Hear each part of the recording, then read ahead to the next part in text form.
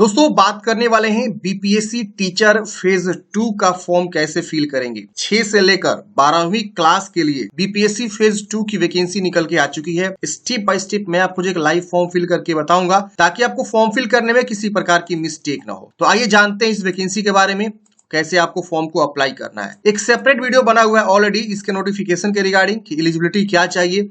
वो वीडियो नहीं देखें तो देख लीजिएगा, लिंक आपको डिस्क्रिप्शन बॉक्स में मिल जाएगा। यहाँ जो टोटल पद है 69,706 पद यहाँ पे रहने वाले हैं। ये सिर्फ टीचर की वैकेंसी है। इसके अलावा कुछ ऐसे पद है जो पिछड़ा वर्ग, अति पिछड़ा वर्ग विभाग के अंतर्गत 916 पद जो है अलग से है, यानी लगभग 70,000 से ज्यादा पदों पे यहाँ पे वैकेंसी जो है निकाली गई है। 6 से 8 के लिए 31,982 पद है। इसी तरह से आप देख पाएंगे सबका दिया हुआ है यहाँ पे। आप एक बार जरूर जो नोटिफिकेशन को चेक करेंगे फॉर्म भरने से पहले। अब आइए जानते हैं डायरेक्टली कैसे फॉर्म को भरना है। देखिए सबसे पहले आपको क्या करना है, बीपीएससी की वेबसाइट पे आ जाना है। आप सबको पता होगा बीपीएससी की वेबसाइट। अब यहाँ पे आपको एक ऑप्शन मिलता है अप्लाई ऑनलाइन का, आप इस पे क्लिक करेंगे। जैसे आप इस पे क्लिक करेंगे एक अलग से जो है पेज ओपन होगा। इस प्रकार से पेज ओपन होगा। यहाँ पे आपको बीपीएससी ऑनलाइन एप्लीकेशन पे क्लिक करना है। जैसे क्लिक करेंगे बोलेगा कि आपको एक दूसरे वेबसाइट पे लेके जाया जा रहा है, ओके करेंगे। ओके करते ही ये आपका जो है वेबसाइट इस प्रकार से खुल जाता है। अब यहाँ पे आपको देखिए नीचे आएंगे तो यहाँ पे आपको देखिए वैकेंसी का एडवर्टाइजमेंट यहाँ पे शो हो रहा है। आपको क्या करना है, यहाँ से अप्लाई ऑनलाइन कर देना है। यहाँ नोटिफिकेशन वगैरह भी आप जरूर चेक करेंगे, इंस्ट्रक्शन वगैरह भी जरूर आप चेक करेंगे। यहाँ ऊपर में दिया हुआ है, देखिए यहाँ लॉग इन करने का सेक्शन दिया हुआ है। तो जब आप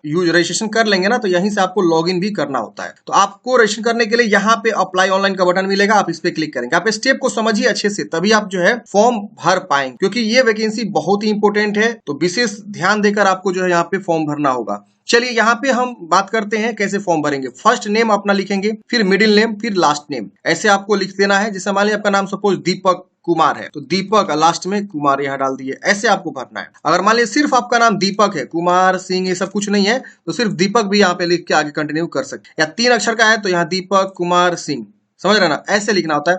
फादर्स नेम, यहाँ हस्बैंड नेम, यहाँ मदर्स नेम। यहाँ पे आईडी एक चूज करना है आपको, आधार, पैन, ड्राइविंग लाइसेंस। तो अगर पैन कार्ड चूज करेंगे तो आपको 200 रुपया एक्स्ट्रा फी चार्ज किए जाएंगे। एडिशनली जो फी लगता है बीपीएससी के द्वारा उससे 200 रुपए एक्स्ट्रा चार्ज, समझ रहे ना।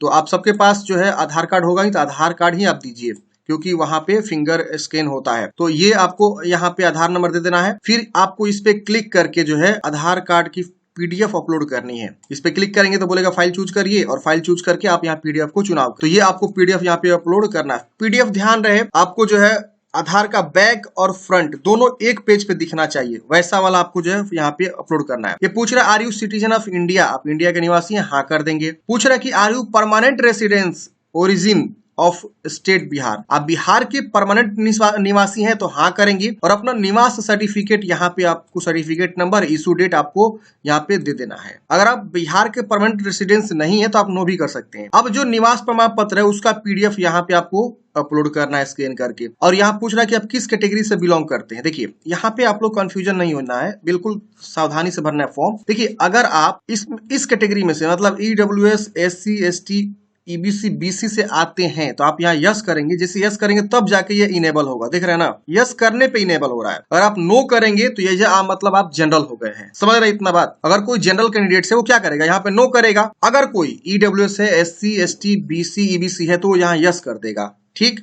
यस करने के बाद से वो अब चुनाव करेगा कि हम ईडब्ल्यूएस है, एससी है, एसटी है, ईबीसी है या बीसी है, समझ रहे हैं ना। तो इतना आपको समझना होगा। अब मान लीजिए आप यहाँ यस किए और आप ईडब्ल्यूएस से आते हैं तो आप ईडब्ल्यूएस चुनाव करेंगे। अब अपना ईडब्ल्यूएस का जो है कास्ट नेम चुनाव करेंगे यहाँ से, तो वो सारे जो है कास्ट का नाम शो होगा जो आप ईडब्ल्यूएस के अंतर्गत आते हैं। अब यहाँ पे उस कास्ट का चॉइस कर लेंगे। फिर यहाँ पे ईडब्ल्यूएस सर्टिफिकेट का जानकारी देंगे। तो ईडब्ल्यूएस सर्टिफिकेट आप जरूर बनवाए होंगे, लेटेस्ट होना चाहिए, हाल ही का होना चाहिए। तो सर्टिफिकेट नंबर, इशू डेट यहाँ पे आपको बता देना है। अब किसके द्वारा इशू किया गया है, बिहार के द्वारा या अदर के द्वारा, तो बिहार रहेगा। और ईडब्ल्यूएस का सर्टिफिकेट यहाँ पे अटैच करना है पीडीएफ वाला। अब अगर आप एससी से आएंगे तो अपना कास्ट सर्टिफिकेट बनवाया होगा, वो कास्ट की जानकारी उसी तरह से भर देना है, कास्ट सर्टिफिकेट, इशू डेट, ये सब। एसटी से आए हैं तो एसटी का, लेकिन ईबीसी से है तो एनसीएल आपको लगाना है। देखिए एनसीएलसी देख रहे हैं ना, एनसीएलसी सर्टिफिकेट यानी नॉन क्रिमिलियर सर्टिफिकेट। बीसी से भी है तो भी आप अपना यहाँ पे नॉन सी। अब जो भी कैटेगरी आप चुनाव करेंगे ईबीसी, तो ईबीसी में कौन कौन सा कैटेगरी आता है, कास्ट आता है, वो सब कास्ट यहाँ शो करेगा, आप यहाँ से चुनाव कर सकते हैं। बीसी में कौन कौन सा कैटेगरी आता है आप यहाँ से जो है चुनाव करेंगे। तो ये जो है आपको इसी तरह से भरना है, उसके सर्टिफिकेट की जानकारी और उसका पीडीएफ यहाँ पे अटैच करना है। अब यहाँ पूछ रहा है मैरिड है कि अनमैरिड, ये बता देंगे। मेल है कि फीमेल है ये आपको बता देना है। यहाँ पे पूछ रहा है कि are you grandson son granddaughter of freedom fighter. अगर आप इस तरह के कैंडिडेट्स हैं तो यस करेंगे वरना नो करेंगे। अगर आप यस करेंगे तो उसका सर्टिफिकेट, उसका पीडीएफ यहाँ पे आपको अटैच करना होगा। हाँ, एक चीज और, मान लीजिए कोई जो है बिहार का परमानेंट रेसिडेंस नहीं है सपोज, तो वो यहाँ पे नो करता है, तो उनको यहाँ पे जो है कैटेगरी यहाँ पे तो आएगा ही नहीं। यहाँ देखिए यस नो ये करने का ऑप्शन ही नहीं आ रहा है। यानी अदर स्टेट वाले किसी भी कैटेगरी से हो, उनका कैटेगरी क्या हो जाएगा, जनरल हो जाएगा। तो अदर स्टेट अगर यहाँ पे वो जो है नो करेंगे, यस करेंगे तो यहाँ पे आएगा, नो करेंगे तो सब डिसेबल हो जाएगा। और यहाँ भी आपको चुनाव नहीं कर पाएंगे, ये भी डिसेबल हो गया है। देख रहे हैं ना, मेरे केस में यहाँ क्लिक ही नहीं हो रहा है, मैं बार बार क्लिक करने की कोशिश कर रहा हूँ, नहीं हो रहा है। तो इस तरह से आपको समझना होगा, समझ गए।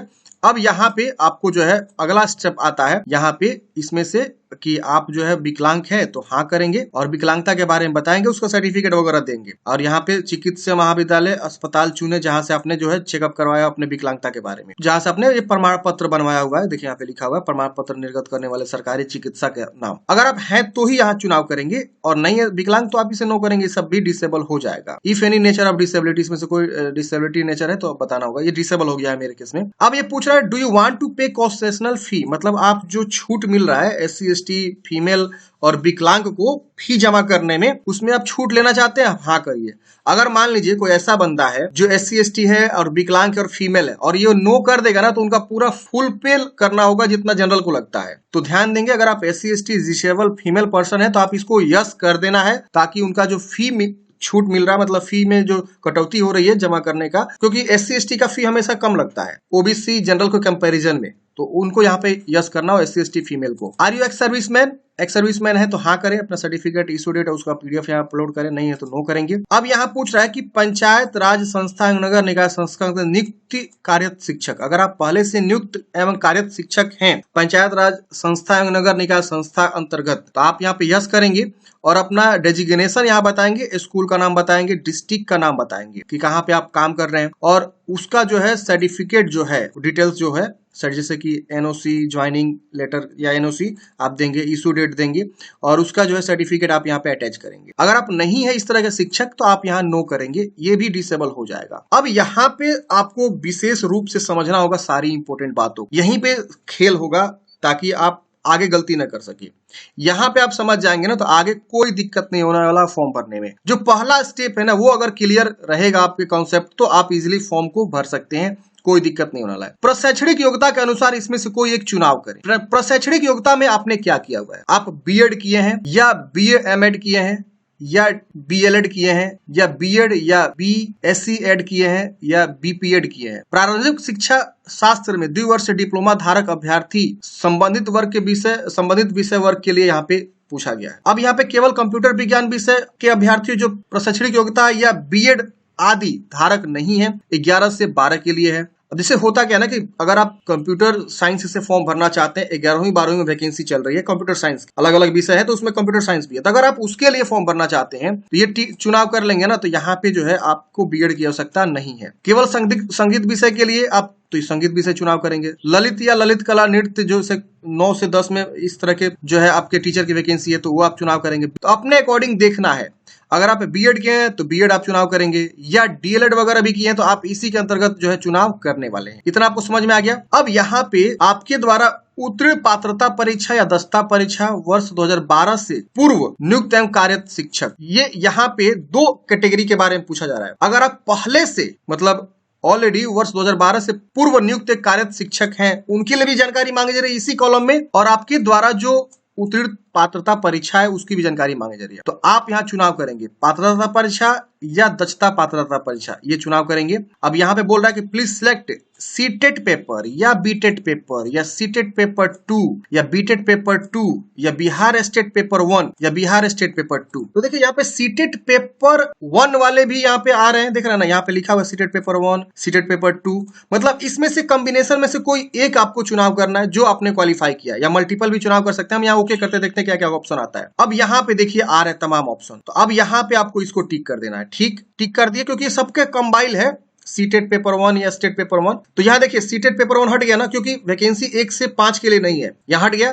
हालांकि उसने लिखने का लिख दिया है, लेकिन यहाँ हट गया। अब दक्षता परीक्षा 6 से 8 के लिए ही वैकेंसी है, तो 6 से 8 के लिए सीटेट पेपर 2 ही पास होना चाहिए या बीटेट पेपर 2 ही पास होना चाहिए तो फॉर्म भर सकता है। यहाँ देखिए लिखा हुआ है साफ साफ। तो ये आप चुनाव किए। अब मान लीजिए यहाँ पे अगर हम ये नीचे वाला ऑप्शन चुना, देखिए हम सारी चीजों को बताएंगे आपको जिससे आप रिलेट कर सकते। वीडियो को सही से देखिएगा तो समझ में आ रहा है। अब यहाँ पे मान लीजिए हम ये चूज करते हैं, तो क्या आप इनमें से किसी विद्यालय अध्यापक का अनिवार्यता रखते हैं? ओके करेंगे। अब हमने यहाँ पे ये चुनाव किया तो ये पूछ रहा है कि आपने किस कक्षा के लिए दक्षता परीक्षा उत्तीर्ण किया? 6 से 8 के लिए। अब मान लीजिए हमने यहाँ पे बना गया दक्षता परीक्षा समिति विवरण आपको देना होगा। ये किन के लिए है? केवल दक्षता परीक्षा ये उनके लिए है जो 2012 से पूर्व में शिक्षक हैं, बिहार में नियुक्त है, कार्य कर रहे हैं। ये उनके लिए ऑप्शन दिया हुआ है क्योंकि उनके लिए उस समय जो है बीटेट स्टेट वगैरह ये सब नहीं होता था, समझ रहे ना। तो ये जो चीजें हैं वो उनके लिए है। बाकी अगर कोई अभ्यर्थी है जो शिक्षक नहीं है, 2012 से पहले कार्यरत नहीं है शिक्षक, तो वो पहला ऑप्शन के ही थ्रू जाएगा। इसको विशेष ध्यान देना है आपको, समझ रहे ना। अब यहाँ पे आपको ये चुनाव करना है कि इसमें से कौन सा दक्षता या पात्रता परीक्षा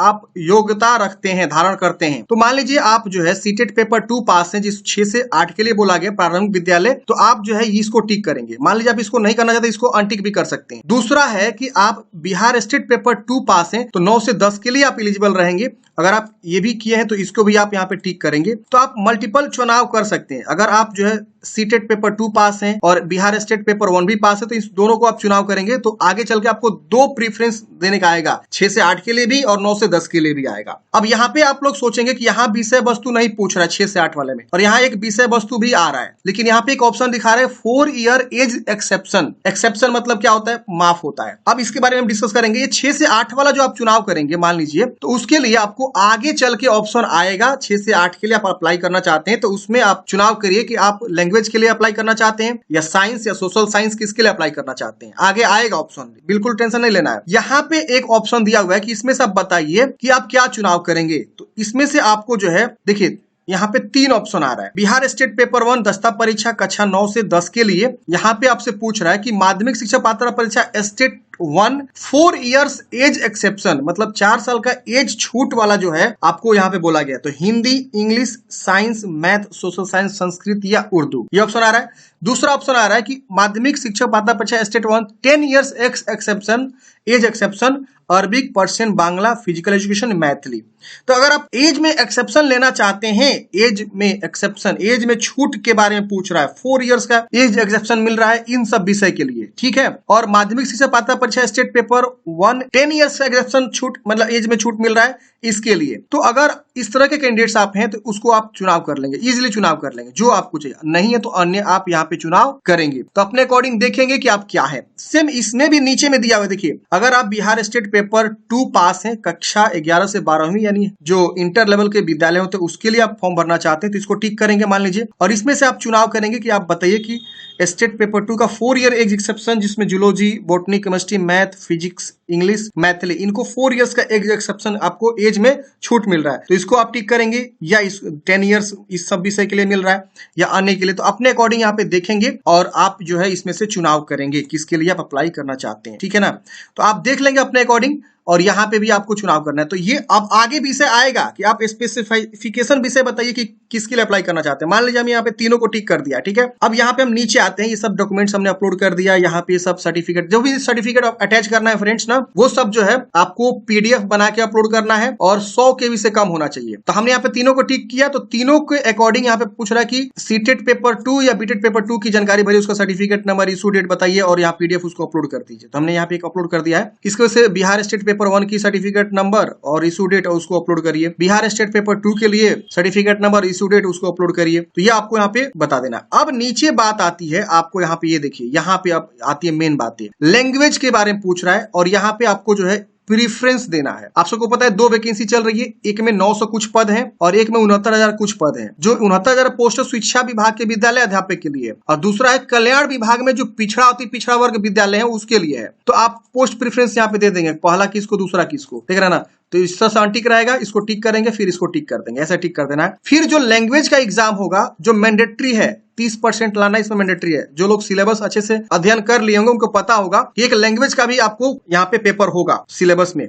तो इसमें से आप कौन सा लैंग्वेज का एग्जाम देना चाहते हैं, उर्दू, बांग्ला, हिंदी, ये 3 रहेगा। इसमें से कोई एक चुनाव करेंगे, इसी जो आप चुनाव करेंगे उसी विषय का आपको जो है लैंग्वेज का एग्जाम देना है। भले आप 6 से 8 के लिए अप्लाई करिए, या 9 से 10 के लिए, या 11 से 12 के लिए अप्लाई करिए, किसी विषय से अप्लाई करिए, मैथ, फिजिक्स, साइंस, कोई भी, कंप्यूटर, कुछ भी हो, लेकिन एक लैंग्वेज भी आपको ये मैंडेटरी कर दिया सभी के लिए। तो लैंग्वेज का आपको एग्जाम देना होगा और लैंग्वेज आपको यहाँ पे चुनाव करना होगा। अब यहाँ पे डेट ऑफ बर्थ आप चुनाव करेंगे। अब आती है पोस्ट अप्लाइड फॉर। देखिए मैंने बताया ना कि आगे चल के आपको विषय यहाँ पे चुनाव करना होगा। तो यहाँ देखिए 6 से 8 के लिए अप्लाई करना चाहते हैं तो यहाँ पे जैसे आप टिक करेंगे तो यहाँ पे आएगा 6 से 8 के लिए आपके लिए अर्हता क्या है, स्नातक पास होना चाहिए और प्रारंभिक शिक्षा यानी डीएलएड होना चाहिए, अथवा जो है 50% अंकों के साथ स्नातक या बीएड होना चाहिए, या और जो भी यहाँ पे तमाम ऑप्शन दिए हुए हैं। तो ओके करेंगे और इसमें से 6 से 8 जैसे आपने टिक किया है सब्जेक्ट आ गया, अंग्रेजी, उर्दू, गणित, अंक विज्ञान, संस्कृत, सामाजिक विज्ञान या हिंदी। तो जो भी आप टीचर बनना चाहते हैं अपने क्वालिफिकेशन के अकॉर्डिंग, क्या आपने पढ़ाई किया हुआ है, उस विषय के अकॉर्डिंग आप यहाँ पे चुनाव कर लेंगे। फिर पूछ रहा है कि क्या आप जो है जो एजुकेशन डिपार्टमेंट में जो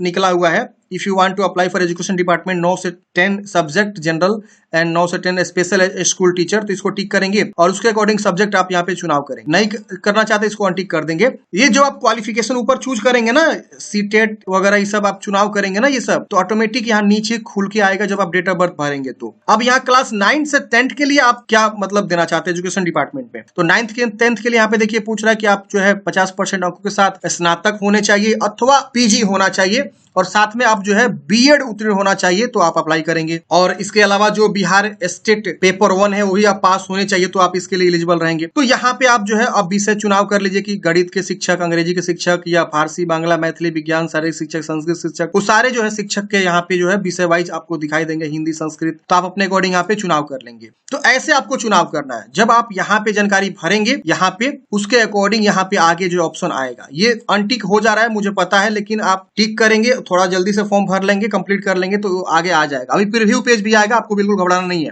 तो ऐसे आपको क्या करना है, ये जानकारी को भर देना है। अब यहाँ पे विषय वगैरह आपको चुनाव कर लेना, नीचे आएगा। जैसे आप डेट ऑफ बर्थ भर के आप आगे बढ़ेंगे ना, तो ये विषय वाला ऑप्शन खुल के आ जाएगा। अब यहाँ पे अपना एड्रेस भर लेंगे, तो बिल्कुल ईजी एड्रेस भरना, यहाँ अपना विलेज, पोस्ट, थाना, यहाँ पे थाना, यहाँ राज्य, यहाँ डिस्ट्रिक्ट, पिन कोड, ये कोरस्पोंडेंस एड्रेस यानी पत्राचार का पता पूछ रहा है, यानी प्रेजेंट एड्रेस। यहाँ परमानेंट एड्रेस पूछ रहा है, आपको अलग अलग भरना होगा। अगर अलग अलग है तो दोनों सेम है तो दोनों सेम भर सकते हैं। क्या पूछ रहा है कि आप जो है एडवर्टाइजमेंट में जो जानकारी मेंशन किया गया है एसेंशियल क्वालिफिकेशन वो फुलफिल कर रहे हैं, आप यस कर देंगे। यहाँ ईमेल आईडी लिखेंगे, यहाँ दोबारा ईमेल आईडी को कंफर्म करेंगे, यहाँ पे वेरीफाई कर लेना ईमेल आईडी। फिर यहाँ मोबाइल नंबर लिखेंगे, गेट ओटीपी क्लिक करेंगे, मोबाइल पर ओटीपी जाएगा, ओटीपी को यहाँ लिख के वेरीफाई कर लेना है। फिर इस कैप्चा कोड को भरना है, सबमिट रजिस्ट्रेशन फॉर्म पे आपको क्लिक करना है। जैसे सबमिट करेंगे फ्रेंड्स, यहाँ पे आपको जो है रजिस्ट्रेशन हो जाता है सक्सेसफुली। यहाँ पे आपको रजिस्ट्रेशन नंबर मिल जाता है, यूजर नेम और पासवर्ड मिल जाता है। लेकिन यहाँ पे पेज प्रीव्यू आपको नहीं देखने को मिलता है। एक बार मिलेगा आपको पेज प्रीव्यू, लेकिन समझ में नहीं आएगा। तो आप लोग जो है जो भी जानकारी भरे अच्छे से एक बार 2 बार वहीं पे मिला ले जहां आप जानकारी को भर रहे हैं। फॉर्म कंप्लीट करने से पहले, मतलब सबमिट करने से पहले एक बार 2 बार ऊपर नीचे करके जरूर चेक कर ले सारी जानकारी सही कि नहीं है। अब यहाँ पे जो भी पीडीएफ आपको अपलोड करनी है, इसकी ध्यान देंगे, वो सब 100 KB से कम होना चाहिए, पीडीएफ में होना चाहिए, साफ सुथरा फाइल बना के आपको अपलोड करनी। तो अब हम क्या करेंगे, लॉग इन करेंगे। तो हमने यहाँ पे रजिस्ट्रेशन कर लिया, पहला स्टेप यूजर नेम पासवर्ड आप सब जो है बना लिया।